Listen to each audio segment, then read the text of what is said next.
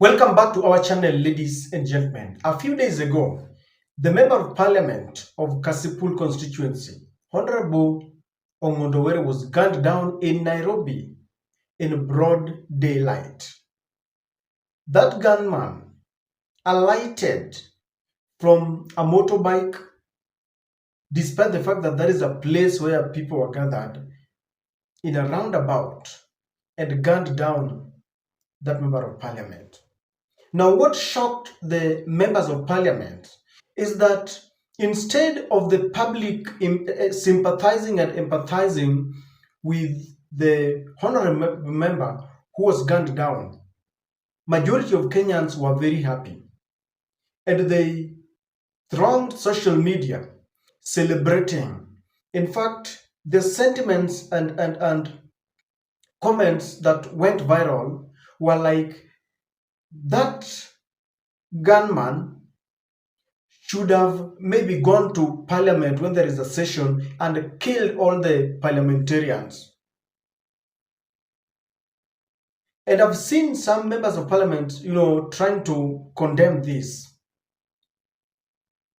But what is the main reason? Have we lost humanity? No. And today, that member of parliament, or do I say the former member of parliament, was being buried today. And at the burial ceremony, members of the ODM were raged with anger and sadness, and they were pointing accusing fingers to the Inspector General, Douglas Kanja. But one person, Edwin Sifuna, who is the Secretary General of the ODM, warned the entire members of parliament that they have lost touch with the entire country, and members of the public will continue baying for their blood, wishing them dead, and will continue celebrating their death. And I want you to listen to Edwin Sifuna, and I want us to try to interrogate whether Sifuna is right or wrong, because I've asked, have we lost humanity? Why are we celebrating the death of a honorable member of parliament? And I've told you we have not lost any humanity. There is a reason why Kenyans are celebrating the death of a politician, the death of a member of parliament, regardless of the fact that he was a father, he was a husband, he was a brother to someone, maybe he was a grandfather to someone. I want us to listen to Edwin Sifuna. Allow me to request you, before you watch the video, to subscribe to our channel and click the notification bell, and also like and share our videos. Kindly listen to Edwin Sifuna.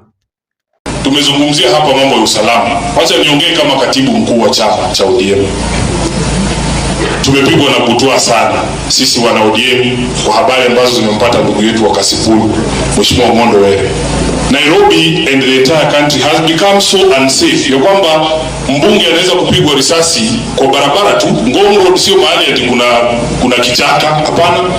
Ni mahali peupe, kuna security cameras, kila kitu kiko pale.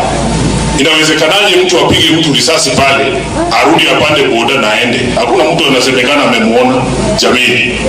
Na sisi kama wabunge tunajua kwanza tumeharibu uhusiano wetu na wananchi. Wananchi hawatupendi, hiyo ndio kweli. Mheshimiwa Makani, pandano wakakuwa ya hota sababu zima. Because of our own manners. Tabia yetu yenyewe imefanya wananchi sasa siku hizi wanatuangalia kama sisi ni maadui. Ukiangalia baada ya kifo cha Mheshimiwa Ongondo, ukisikiza comments zile watu wanasema, nimeona mwingine akisema huyo mtu hata asishuke hiyo boda aendelee kuua watu. Kuna wabunge kadhaa bado lazima wanataka waamke. Umeharibu uhusiano wetu na wananchi, si ndio? Mtu anasimama mbele ya umma anazungumza matope kabisa. Tunaonekana ni kama sisi tunajali maisha yetu peke yake, hatujali maisha ya wananchi wa kawaida. Kama hakuna mtu ambaye ni salama mahali, sisi sote hatuko salama. Haijalishi wewe ni mbunge, wewe ni mwalimu, wewe ni father, we have to have a country where everybody is safe. We lost our empathy.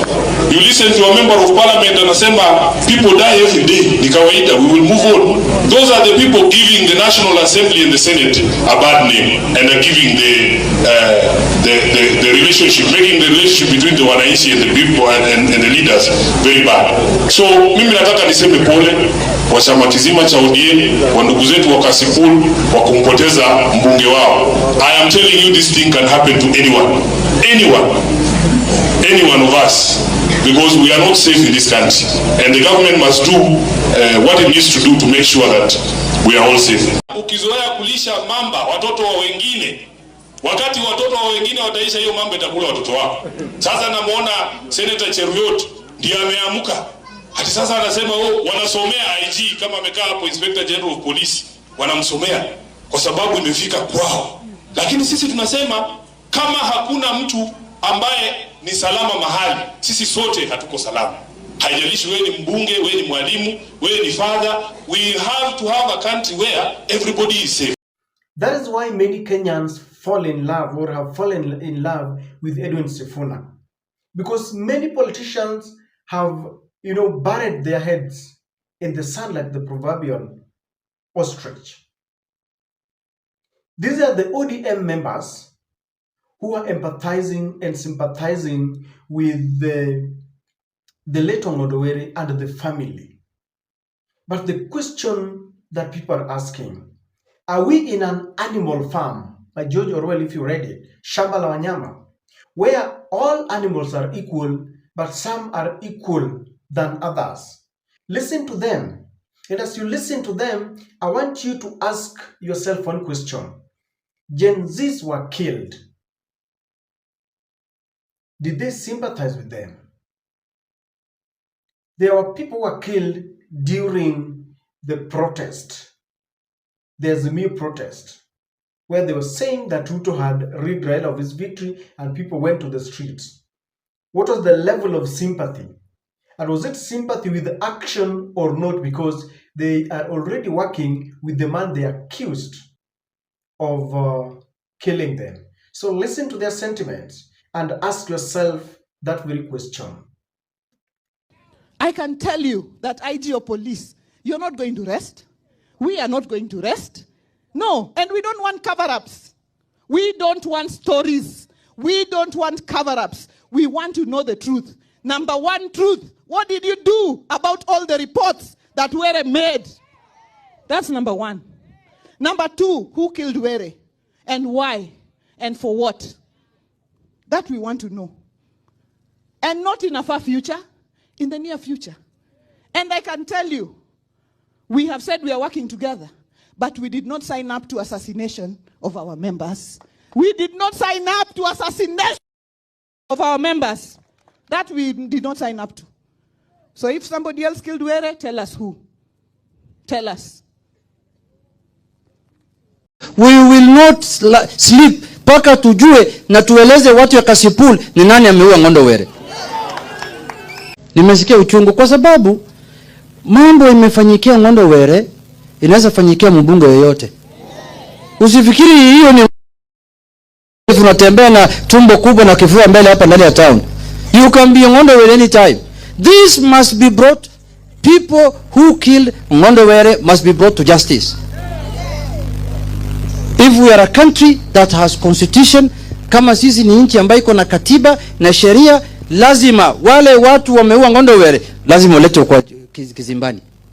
Mimi na kwa kumalizia, tutasimama na nyinyi. We will stand with Kasipul people. Tutahakikisha ya kwamba mambo ambayo Ngondo Were alikuwa anafanya itaendelea mbele. Na nimeongea na party leader wetu leo asubuhi, ako ngambo. Mimi nimeongea naye kwa simu, amenipigia, amesema nilete rambirambi yake hapa. Na amesema yeye pia amehuzunika. Ngondo Were alikuwa rafiki yake na alikuwa mtu yake ya mkono.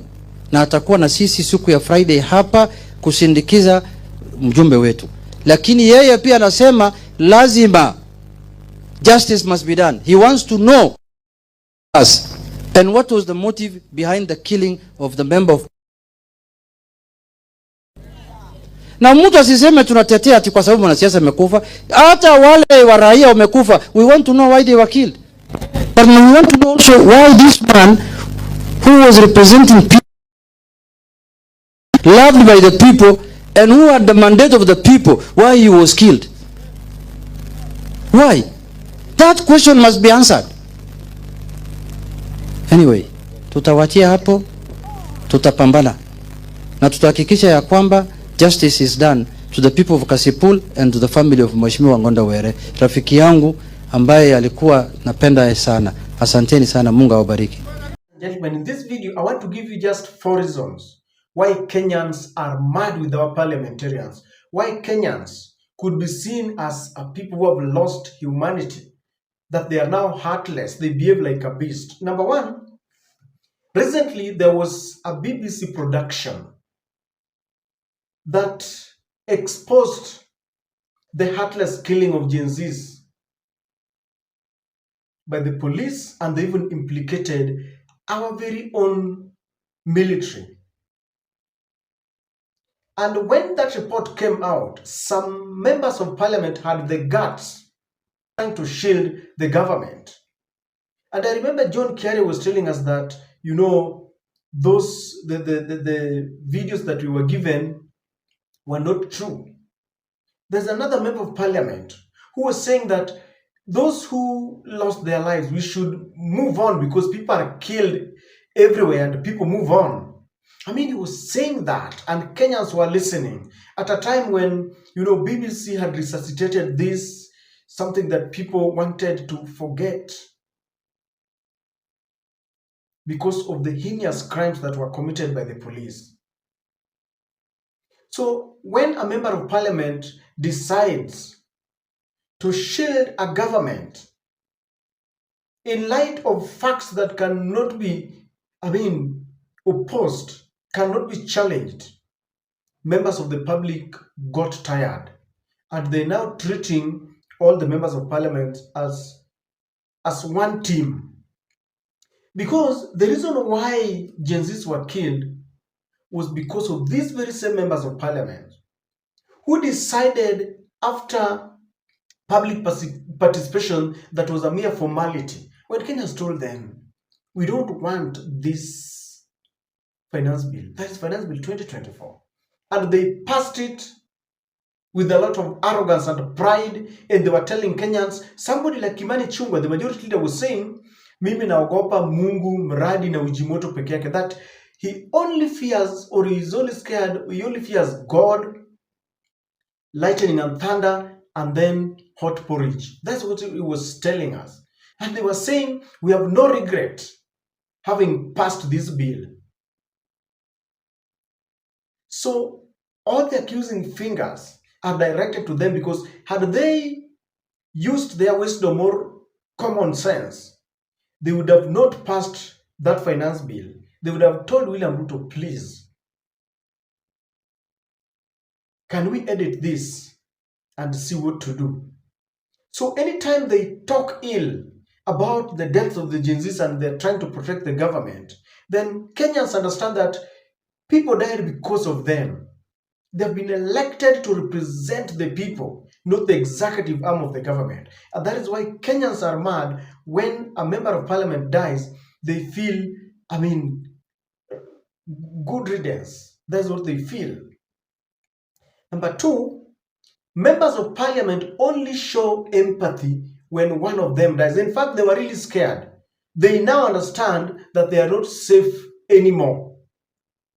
Instead of making laws to ensure that people are all safe, they have guards. Now they are realizing that sometimes when death strikes, even one guard cannot protect you. And they feel the pain because this is one of them. People do want them to sympathize and empathize with others. People are still feeling the pain of Gen Zs. University students who are found, some in some abandoned dam somewhere. Some of them were followed, late after the heat of Gen Zs of getting to parliament had gone, and we thought the government would just forget it. They were followed and they were taken. But we didn't see, in fact, somebody like Samson Cherargei when Raila was now saying that the police used excessive force, he said that there's nothing that the police can do. They were accusing Gen Zs of destroying people's property, and Cherargei was saying that that is the only way the police could meet them. And that is what angers Kenyans. Now, it's also coming out that members of parliament will try to protect their tribe. Samson Cherargei and Aaron Cheriot, the other day, were attacking the Inspector General when people were killed in Angata because of some land altercation. And people were asking, when it is your tribe, you feel the pain. But when others were being killed, maybe during the Gen Z's protest, during Azimio protest, you never thought they were human beings, so you feel that some lives are more important than others. This kind of fallacy, this kind of entitlement, this kind of arrogance is what has angered Kenyans. And you may tell me that, you know, the ODM empathized with the youth that were killed during the protest.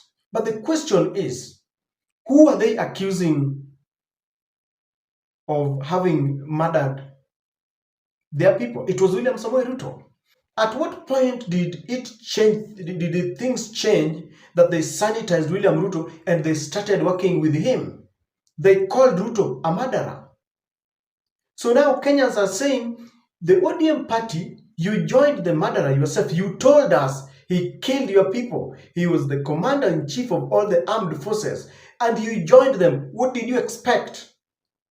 That is the question. It is a valid question.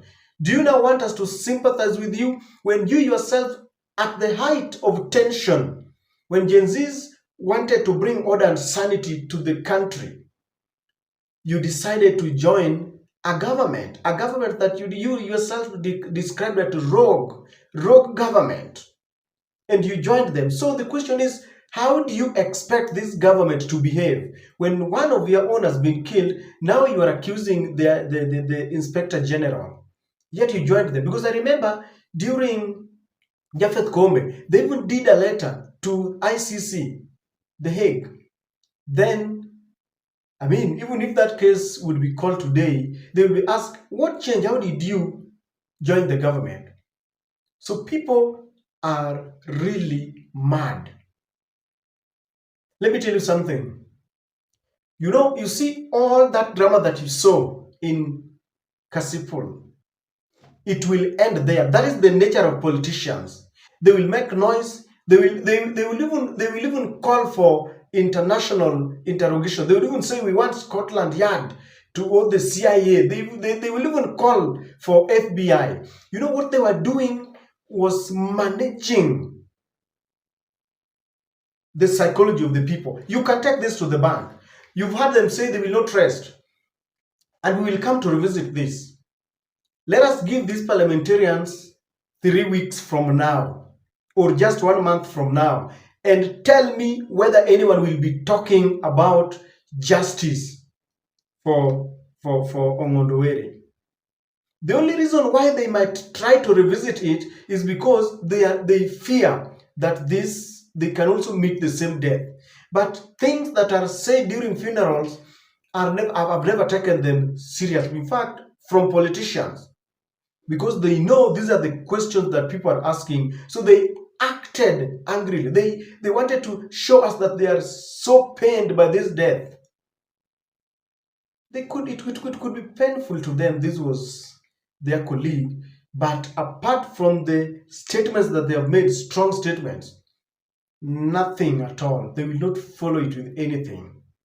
And so I can assure you, members of the public feels that we have a bunch of hypocrites in that parliament being paid and maintained heavily with our hard-earned cash.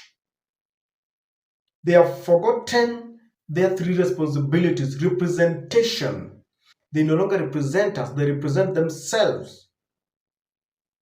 Legislative. They no longer make laws on our behalf, they make laws for themselves, clapping and dancing to the tune of the executive arm of the government. oversight.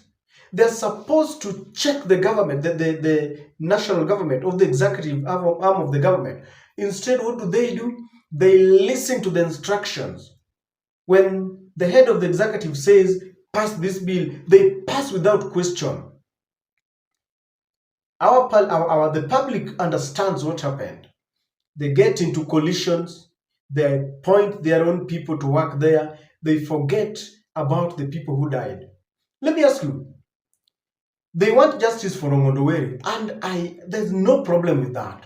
I sympathize and empathize with that family. I've said Ongondo was a husband, was a brother, was a father, was a grandfather. He had close friends and close relatives, and they are feeling the pain. If at all his mother was still alive, then the kind of pain that a mother feels that the child is gone is untold and measurable. But then the question is, the youths who died, those who were killed during Gen Z's protest and those who were killed during the new protest, have they followed justice? Have they followed up? They made a lot of noise during their burial, and it ended there. The next thing, they were in government. So I don't think they will pursue justice. And even if they pursue, Kenyans are more, it will even make Kenyans angrier than enough. Because Kenyans feel like, when it is, do you know that in death is also classified? We have high profile. If some hustler, some peasant farmer in the farthest corner of this, the God-forsaken suburbs somewhere in Nairobi, in the rural suburbs there, if one of such people dies, it is a normal death. But a member of parliament, a minister, or today if the president is gunned down, that is a high-profile murder. Do you realize that we are so unfair social beings, to the extent that we even categorize deaths?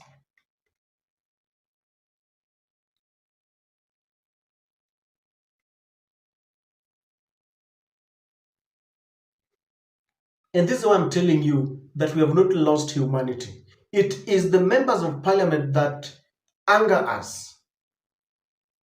They do things that make us more, angrier by the day. How can a member of parliament stand and say that we should forget and move on when we now one of us is dead? Why do they feel that when they lose one of their members, it is more important, more painful than the other people? So, ladies and gentlemen, Sifuna has told them, and I think Sifuna could not just call Wanga directly. That's why he was using, he was mentioning the name of Aaron Cheriot and Cherargei. But Cherargei and Aaron Cheriot were calling upon the Inspector General to do justice,